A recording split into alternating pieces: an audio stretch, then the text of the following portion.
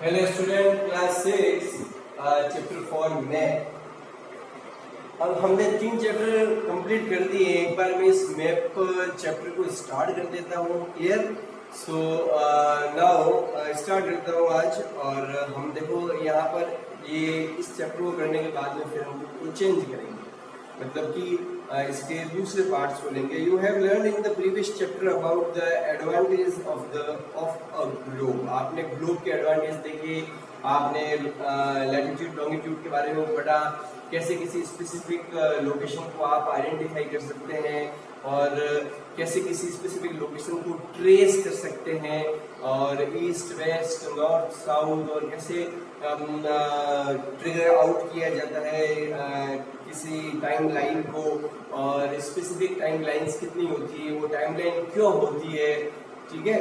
और हमारी इंडिया की टाइम लाइन कौन सी है, IST। क्लियर?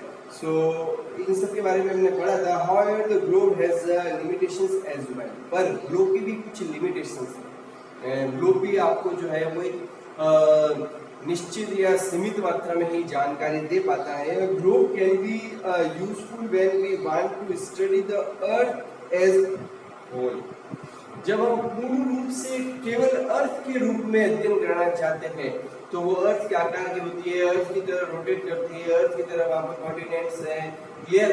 तो वहां उस स्थिति में ये ग्लोब हमारे बहुत काम आता है। जब हम पूर्ण अर्थ के रूप में पूरी पृथ्वी को हमारी स्टडी के रूप में देखना चाहते हैं, तो but when we want to study only a part of earth, जब हमें अर्थ के किसी एक पार्ट के बारे में ही अध्ययन करना है, मतलब जैसे हमें केवल इंडिया के बारे में ही पढ़ना है, हमें केवल USA के बारे में ही पढ़ना है, वहाँ के स्टेट्स के बारे में ही पढ़ना है, वहाँ के स्टेट में स्पेसिफिकेशंस के बारे में ही पढ़ना है, तो ग्लोब के अंदर वो सारे स्पेसिफिकेशंस हर जगह के प्रोवाइड नहीं होते हैं।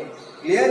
सो but when we want to study only a part of the earth as about our country, state, district, town and villages, यहाँ तक कि हमारी कंट्री के अंदर स्टेट के अंदर डिस्ट्रिक्ट के अंदर टाउन के पास में विलेजेस, तो ये सब जो इतनी डीप चीज है वो ग्लोब के अंदर मेंशन नहीं हो सकती है। It is of little help in such situations we use map. अब इस सिचुएशन में हम मैप को यूज लेते हैं, नक्शे को, जिसको नक्शा कहा जाता है, मैप यूज लेते हैं। अब मैप है क्या? A map is a representation or a drawing of the earth surface. Earth map क्या है? ड्रॉ किया हुआ अर्थ की सरफेस का एक पार्ट है। और वो रिप्रेजेंट कर रहा है, clear, of a part, but it drawn on a flat surface. वो ग्लोब की तरह गोल नहीं है, वो फ्लैट सरफेस पर बनाया जाता है अकॉर्डिंग टू अ स्केल। इसके लिए स्केल लिया जाता है। जैसे अगर आप 1 सेंटीमीटर को काम में ले रहे हैं, तो वो उसमें 1000 किलोमीटर है, 10,000 किलोमीटर है, कुछ स्केल पर, क्योंकि आपका जो जैसे हमारी कंट्री इंडिया है वो बहुत बड़ी है। उसको अगर हम किसी मैप के अंदर उसके बारे में बताया गया है, तो क्या इंडिया इतना सही है जितना वो मैप है?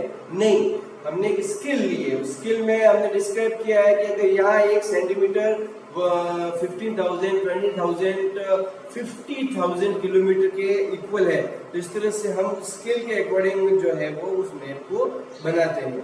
तो स्केल बहुत इंपॉर्टेंट है, but it is impossible to flatten a round shape completely. पर ये जो राउंड शेप में पूर्ण रूप से इस चीज को बताना जो है वो लगभग जो इम्पॉसिबल है। We find that the map are useful to us for various purpose. हमने पाया है कि मैप्स जो है वो हमारे लिए बहुत उपयोगी होता है। And one map show a small area and few facts. अब एक जो मैप है वो किसी छोटे स्थान के बारे में कई सारे तथ्य और कई सारी चीजें हमको बता सकता है। अनदर मैप में कंटेन मेनी फैक्ट्स। अब पहला मैप में हो सकता है जितनी सूचनाएं है वो कम है, दूसरे मैप के अंदर बहुत सारी सूचनाएं हो सकती है। As many facts as a big book बड़ी बड़ी बुक्स होती है मैप्स की, उसमें बहुत सारी सूचनाएं होती है। उसी एरियाज का पॉलिटिकल मैप, उसी एरिया का वेजिटेशन मैप, उसी एरिया का जो है वो अलग अलग लेक्स फाउंड और जो नेचुरल हैबिटेंट्स, उसी एरिया का पॉपुलेशन मैप, और ऐसे पर्टिकुलर एरिया के कई तरह के मैप जो हैं वो डीप स्टडी के साथ में बन सकते हैं।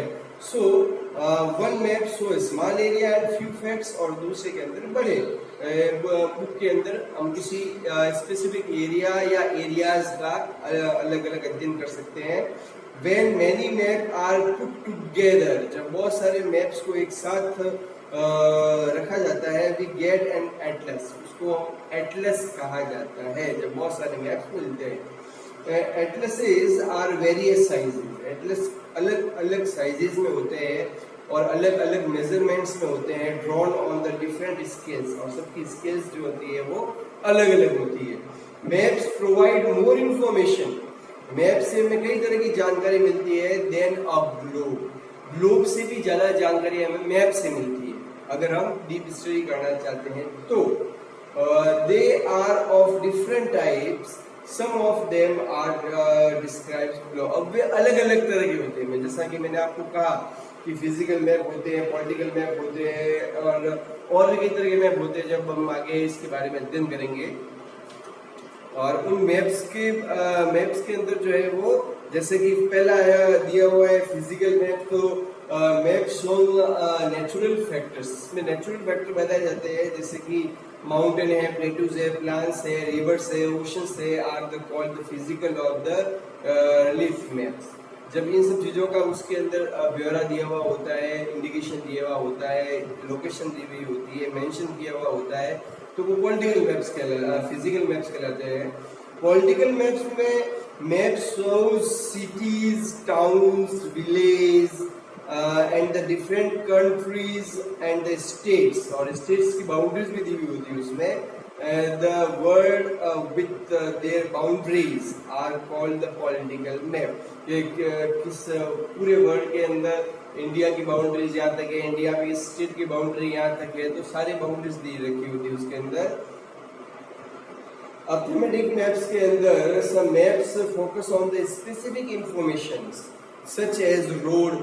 अब इसके अंदर जो है वो स्पेसिफिक चीज़ों के ऊपर ध्यान दिया जाता है, जैसे कि रोड मैप होता है, रेनफॉल कितनी वर्षा का होती है उसका मैप होता है, map showing distribution of the forest होता है, इंडस्ट्रीज होती है, कई बार माइंस भी होते हैं, कहाँ पर किस किस तरह के खनिज मिलते हैं, are shown and the thematic maps and the situations titles are given on the basis of the information provided in this map।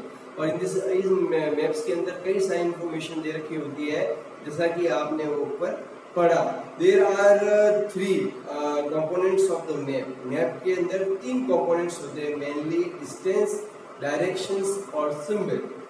एक तो होता है डिस्टेंस, दूरी, डायरेक्शंस, दिशा, और तीसरा सिंबल, जिसके थ्रू हम चीज़ों की पहचान करते हैं। आगे हम कल पढ़ेंगे।